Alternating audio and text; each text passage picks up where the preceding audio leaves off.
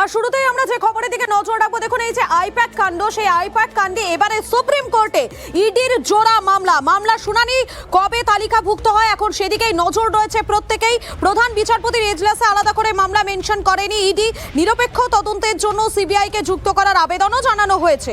তল্লাশিতে থাকা 3 ইডি আধিকারিককেও রাজ্যের বিরুদ্ধে মামলা, এবং সেই মামলায় রাজ্য সরকার মুখ্যমন্ত্রী রাজীব কুমারকে পার্টি করা হয়েছে। জ্যোতির্ময় রয়েছেন আমাদের সঙ্গে, সরাসরি জ্যোতির্ময়ের কাছে চলে যাবো। জ্যোতির্ময়, এই মামলা এখন শুনানির জন্য কবে নথিভুক্ত হয় সেদিকেই কিন্তু নজর রয়েছে প্রত্যেকে।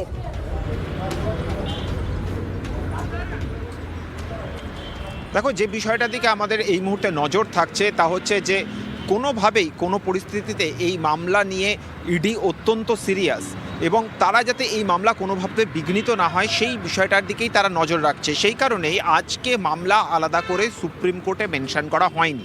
এটা একটি কৌশলগত পদক্ষেপ, তার কারণ যেহেতু আগামী 14ই জানুয়ারি কলকাতা হাইকোর্টে হিয়ারিং রয়েছে আর মাত্র 48 ঘন্টা বাকি রয়েছে। এই সময় যদি সুপ্রিম কোর্টে তারা মেনশন করতেন তাহলে সুপ্রিম কোর্ট হয়তো আবার কলকাতা হাইকোর্টেই ফেরত পাঠাতো।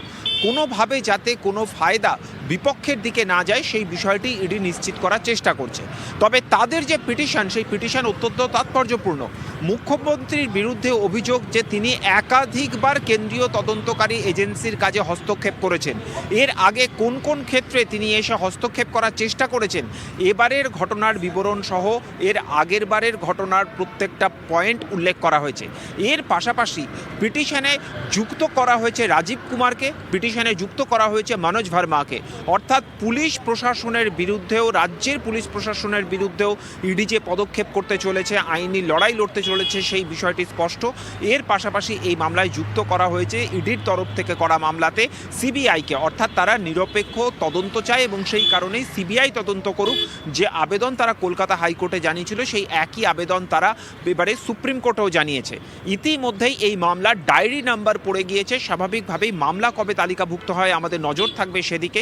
এবং আমরা জানি যে আগেই রাজ্য সরকারের তরফ থেকে ক্যাভিয়েট ফাইল করে রাখা হয়েছে, অর্থাৎ এই মামলা যখনই শুনানি হবে তখনই রাজ্য সরকারের বক্তব্য শুনতে হবে। ধন্যবাদ তোমাকে জ্যোতির্ময়। খুব স্বাভাবিক, জোড়া মামলাই তো করতে হবে।